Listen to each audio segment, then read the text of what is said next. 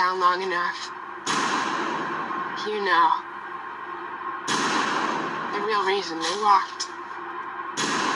You feel like the trail will understand you. That it does.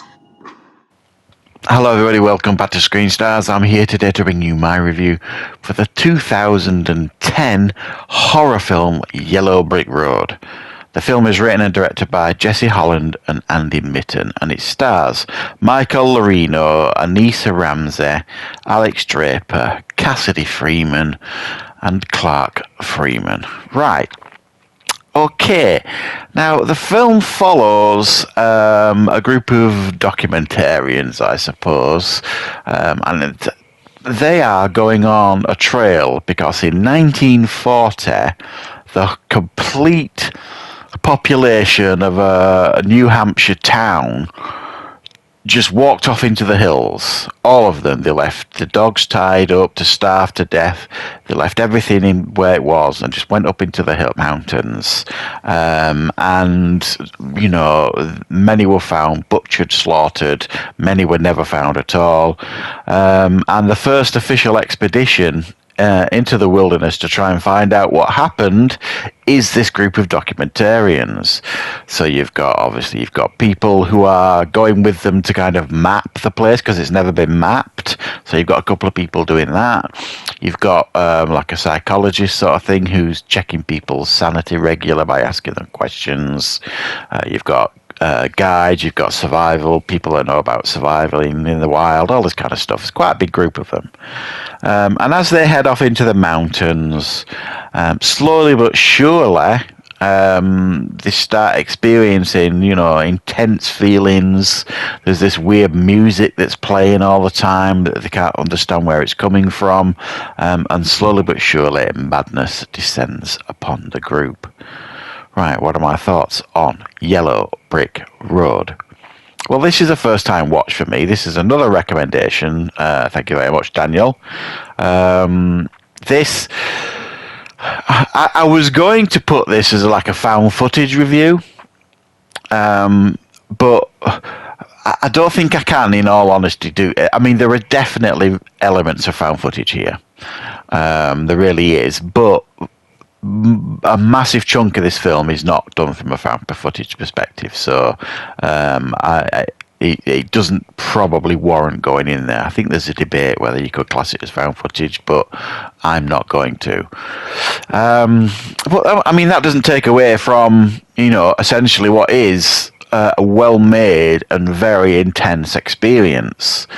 It reminded me a little bit of that, you know, the Dilatov Pass incident, that found footage film from a few years ago based on true events, you know, where over in Russia in the snow, these group of expeditionists went missing and what have you. So it's got a similar feel and vibe to that. There's obviously a little bit of a, you know, Wizard of Oz vibe going to it as well. That is kind of hinted at throughout the film.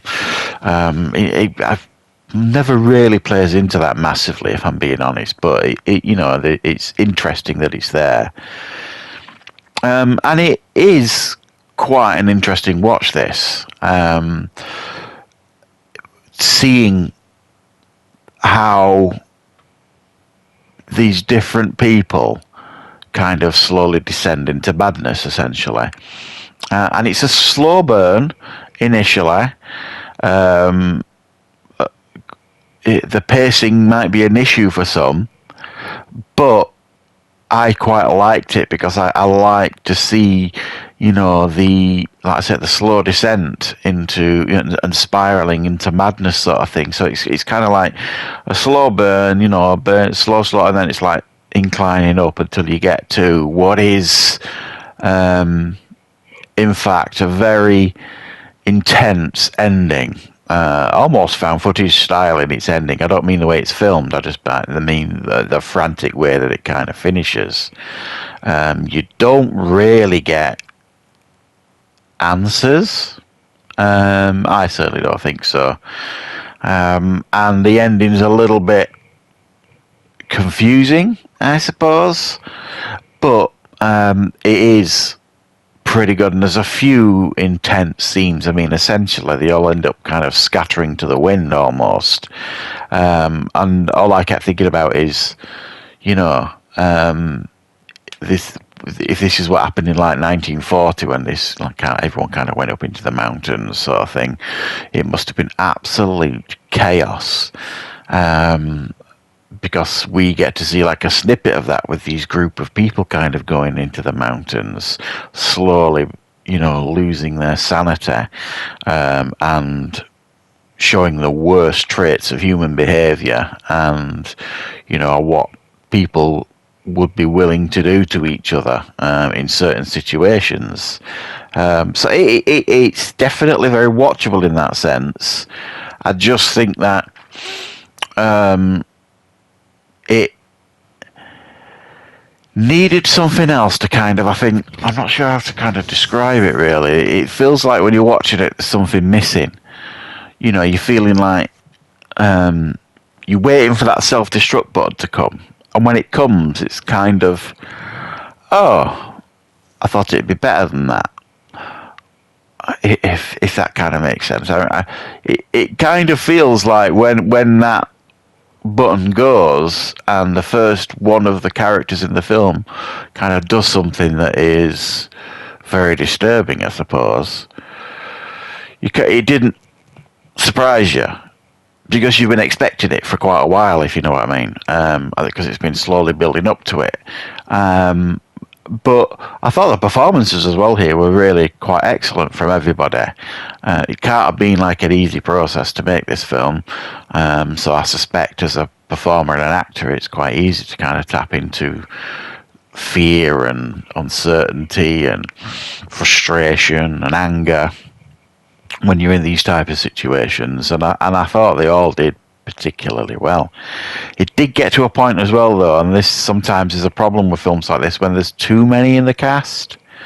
It did get to a point where some of the characters, I'm kind of like, oh, which one are you now? I can't just remember. I can't just place you.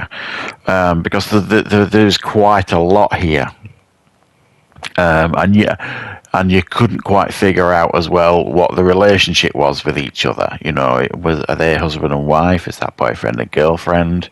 How did this person know this person? And I think the film could have done a better job of kind of fleshing out the characters or writing the characters to make us, you know, understand who they are or care about them a little bit more. But it's well made, this one. I'm glad I checked it out. It is worth checking out if you haven't seen it before. There are some really quite intense moments here, and a very frantic end to the film. It is kind of worth the wait if you've got the patience for that wait. So yeah, Yellow Brick Road is definitely worth checking out, guys, from my perspective. So I hope you enjoyed this review. I hope you found it useful. I will, of course, be back with plenty more reviews and content on the channel very, very soon.